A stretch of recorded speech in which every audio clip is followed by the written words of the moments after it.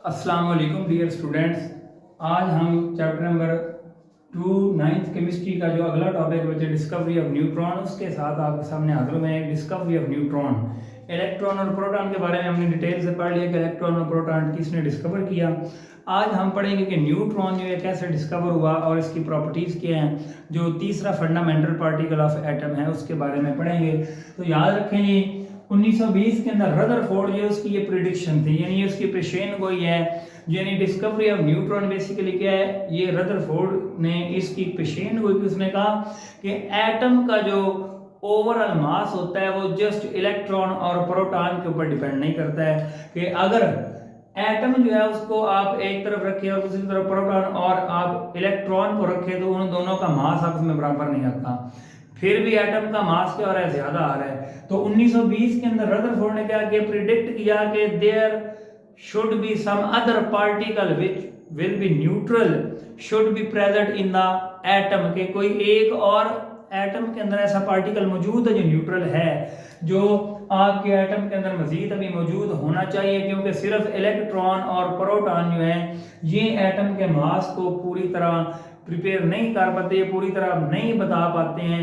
यानी ये उनका ओवरऑल जो वेट होता है, जो ओवरऑल उसका मास है, वो टोटल एटम के मास के बराबर नहीं आता। इससे मुराद है कि एटम के अंदर इलेक्ट्रॉन और प्रोटॉन के अलावा भी कोई पार्टिकल मौजूद है जो न्यूट्रल है।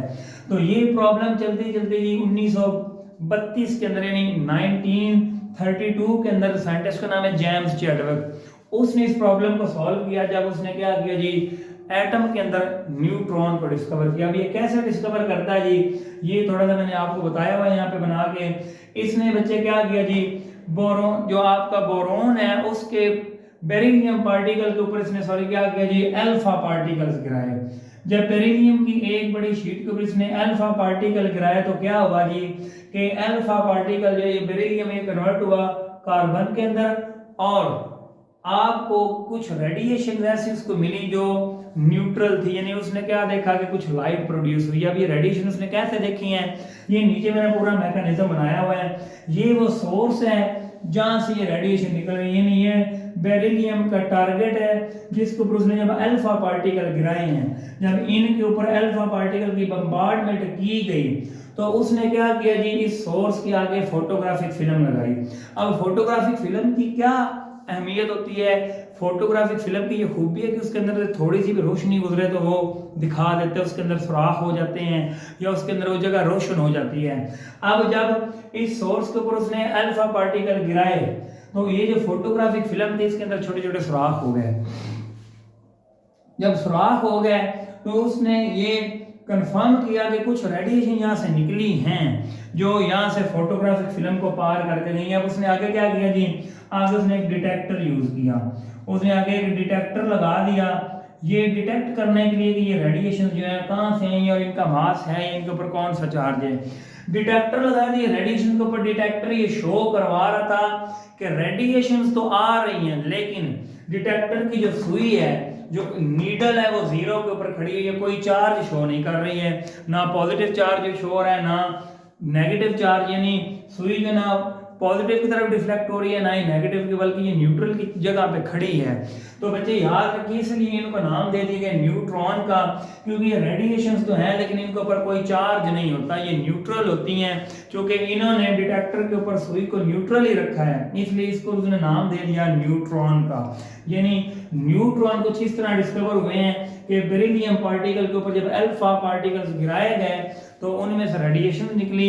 न्यूट्रॉन जो है उसके ऊपर कोई चार्ज नहीं होता। अगर इनकी प्रॉपर्टीज की बात करूं तो देखें जी, पहली बात अभी मैंने आपको कंफर्म किया है कि न्यूट्रॉन जो है इसको डिटेक्टर की सुई ने दिखाया कि इसके ऊपर किसी किस्म का कोई चार्ज मौजूद नहीं होता, तो ये न्यूट्रल है, दे कैरी नो चार्ज। दूसरी property they are highly penetrating, ये बड़ी इंपॉर्टेंट प्रॉपर्टी है। देखें जी, अगर यहाँ पे मैं हर्डल्स लेता हूँ, कोई 3-4 मेरे पास क्या है, ये दीवारें मौजूद हैं, इनमें से अगर मैं क्या करूं जी, इलेक्ट्रॉन प्रोटॉन और न्यूट्रॉन को यहां से गुजारने की कोशिश करूं, ये मेरे पास इलेक्ट्रॉन है, ये मेरे पास दूसरी प्रोटॉन है जी। और ये मैं गिरा रहा हूं ऊपर न्यूट्रॉन। तो याद रखें आपके जो इलेक्ट्रॉन होते हैं इनकी पेनिट्रेटिंग पावर सबसे कम। पेनिट्रेटिंग पावर से मुराद है किसी चीज के अंदर सरायत कर जाना, किसी चीज के आर पार हो जाना, किसी चीज के अंदर घुस जाने, कहते हैं पेनिट्रेशन करना। तो जब इलेक्ट्रॉन गिराए जाते हैं तो इनकी पेनिट्रेटिंग पावर थोड़ी है, प्रोटॉन की पेनिट्रेटिंग पावर थोड़ी सी ज्यादा। सबसे ज्यादा जो पेनिट्रेटिंग पावर वो न्यूट्रॉन की होती है, यानी दे आर हाईली पेनिट्रेटिंग। ये तमाम हर्डल्स को, तमाम ऑब्स्टेकल्स को, तमाम रुकावटों को पार करके आगे चले जाते हैं। यानी आपके जो न्यूट्रॉन होते हैं दे आर हाईली पेनिट्रेटिंग। यही वजह है कि न्यूट्रॉन को थर्मल पावर स्टेशनों पे एटम्स की आयोनाइजेशन के लिए यानी न्यूक्लियस को तोड़ने के लिए यूज किया जाता है, क्योंकि ये हाईली पेनिट्रेटिंग होते हैं। अब ये बात है, mass of neutron is nearly equal to the mass of proton. आपके न्यूट्रॉन का मास और आपके प्रोटॉन का मास अप्रोक्सीमेटली क्या होता है जी, बराबर होता है। लेकिन याद रखें आपका जो इलेक्ट्रॉन होता है, इलेक्ट्रॉन का मास आपके प्रोटॉन और न्यूट्रॉन से 1838 गुना क्या होता है, कम होता है। एक बात याद रखें जी, कहीं पे आपको ये 1838 मिलेगा, कहीं पे 1836 मिलेगा, कहीं पे 1840 मिलेगा। तो नियरली ये अप्रोक्सीमेटली 1838 गुना जो आप अपनी बुक को फॉलो करें, ये जो आपके न्यूट्रॉन होते हैं ये उनसे बड़े होते हैं इनसे इलेक्ट्रॉन से। अब एक और बात याद रखें जी कि आपके जो प्रोटॉन और न्यूट्रॉन होते हैं ये एटम में कहाँ पे मौजूद होते हैं। अगर मैं आपको यहाँ पे दिखा पाऊँ तो ये अगर आपका एटम है, ये एटम का अगर स्ट्रक्चर बनाऊं तो ये न्यूक्लियस है। आपके प्रोटॉन और न्यूट्रॉन मौजूद होते हैं एटम के न्यूक्लियस के अंदर, ये उनकी लोकेशन की बात कर रहा हूँ। और आपके जो इलेक्ट्रॉन होते हैं वो आपके शेल्स के अंदर क्या करते हैं, रिवॉल्व करते हैं। तो ये था प्रोटॉन के बारे में आपकी इंफॉर्मेशन। सॉरी, न्यूट्रॉन क्या है, न्यूट्रॉन की प्रॉपर्टीज के बारे में। तो ये आपके फंडामेंटल 3 पार्टिकल हैं जो एटम के अंदर मौजूद हैं। और ये भी बात याद रखनी है कि आपके न्यूट्रॉन और आपके प्रोटॉन न्यूक्लियस के अंदर मौजूद होते हैं, जिनको रदरफोर्ड ने नाम दिया था न्यूक्लियॉन्स का नाम। क्या नाम दिया था, न्यूक्लियॉन्स। इन दोनों को कहा जाता है, ये एटम के न्यूक्लियस में मौजूद होते हैं। न्यूक्लियस के ऊपर पॉजिटिव चार्ज इसलिए होता है क्योंकि प्रोटॉन के ऊपर पॉजिटिव चार्ज है और न्यूट्रॉन जो है ये न्यूट्रल पार्टिकल है, इसके ऊपर कोई चार्ज मौजूद नहीं है। उम्मीद करता हूं कि आपको इस वीडियो की समझ आई होगी। हमारे चैनल से जुड़े रहें, इसको सब्सक्राइब करें, शेयर करें, लाइक करें।